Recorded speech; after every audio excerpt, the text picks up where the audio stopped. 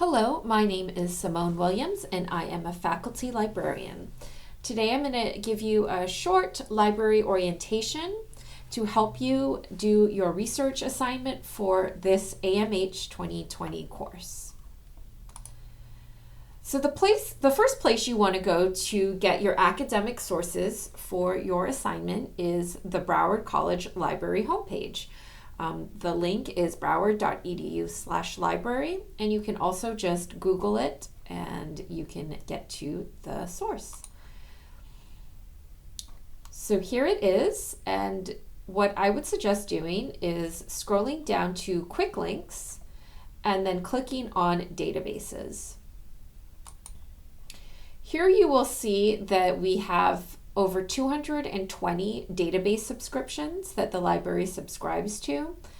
And instead of having to just go through all of those 224 databases, you can actually see how they are organized by subject.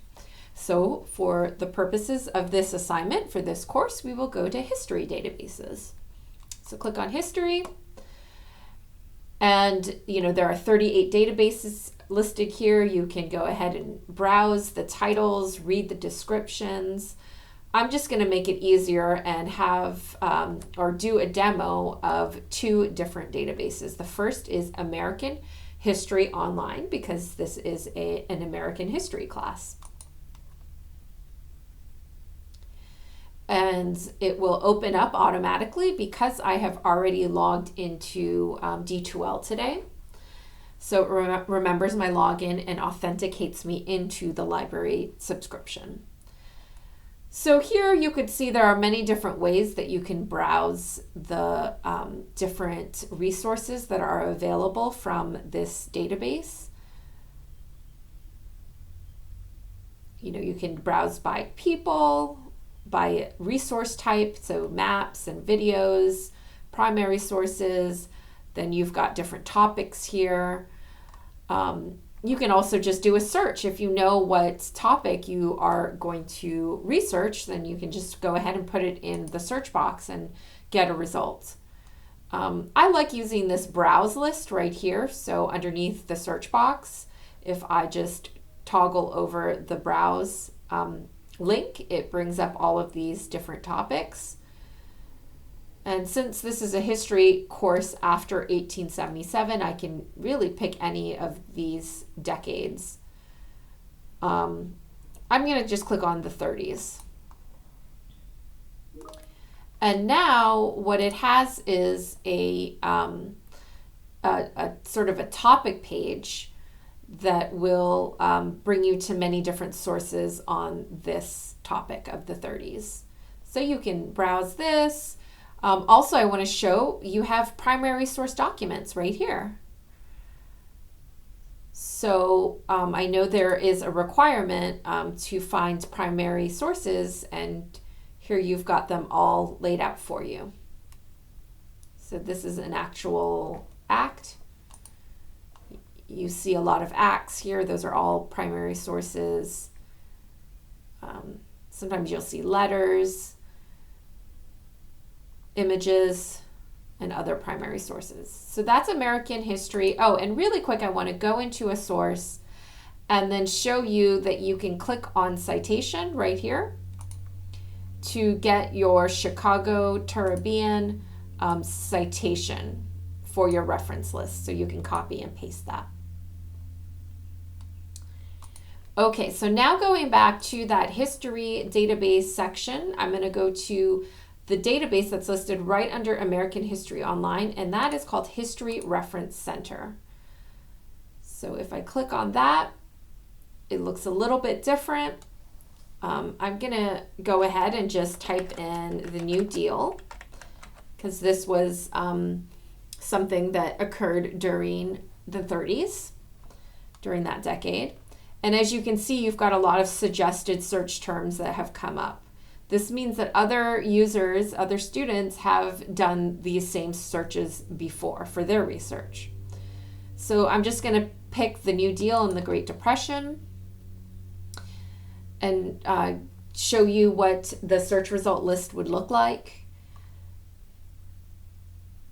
You can filter on the left-hand side by date range, whether you want to see images, different source types. And you can also see the source types here. So we have a periodical article. That means it's from a magazine, newspaper, or academic journal.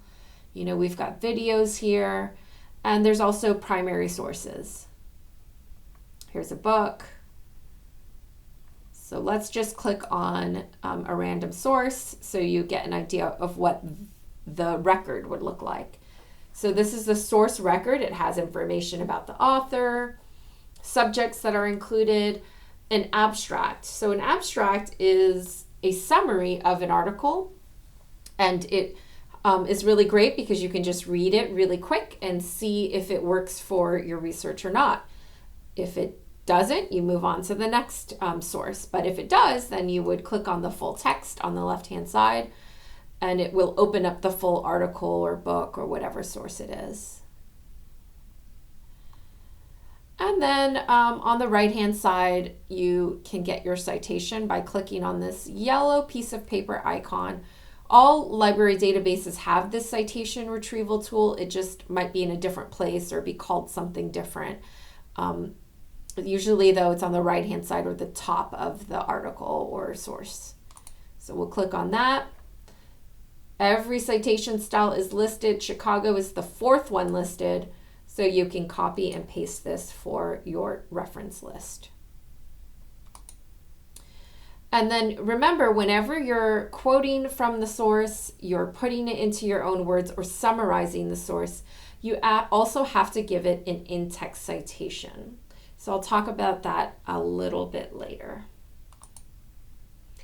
Okay, so now going back to the presentation, an annotated bibliography, that's what you're doing for this course. An annotated bibliography is you're summarizing from the source. What are the main arguments? What's the point? What topics are being covered? What would you say if someone asked you what this article or book is about? You're also assessing the source, right? You're evaluating it. Is it useful? How does it compare with other sources in your bibliography?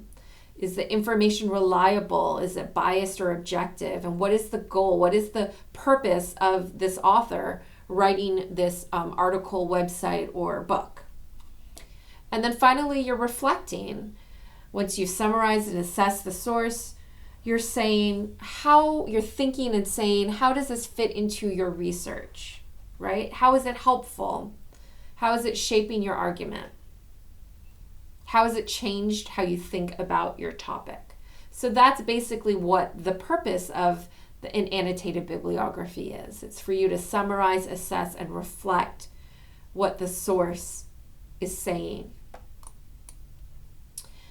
Okay, and finally, I want to show you our Chicago Turabian citation style guide. So it's linked right here. And it will give you information about the citation style. It'll show you how you cite different sources, so articles, websites, books and ebooks, videos, and so on and so forth. And now bringing it back to the in-text citations, we've got examples of how you would do an in-text citation in Chicago style. So it is the author's last name, space, the year that it was published, comma, and then the page number where you got the information you're either quoting, putting into your own words, or summarizing. You will see sometimes there's not an author attributed to the source. And if so, you would just do the title of the source in quotes, and you still follow the year, comma, page number. If there's no page number, because it's a website, for instance, or a video, do not put in a page number. You would just leave that blank. And then I want to show you under Set Up Your Paper and clicking on Sample Papers Templates, you can actually open and download this Word document, which is all formatted in Chicago Caribbean style. So the title page is exactly how it's supposed to be. You've got the contents, table of contents. You might not need that. I mean, you wouldn't need it for an annotated bibliography. And everything is formatted in Chicago style. And scrolling down to the very last page, here's the reference list, and this is what it would look like. So it's single spaced, hanging indent. It's all here for you. All right. So that's about all I have for you. Feel free to contact me if you have any questions. You can definitely make a research appointment so that we can meet one-on-one via Zoom for me to help you with finding specific sources, browsing issues, incorporating sources into your research assignments, as well as citations. So it might be APA or MLA for another course, and for this one it would be Chicago Caribbean style. I hope you found this presentation helpful, and good luck, have fun, take care, bye.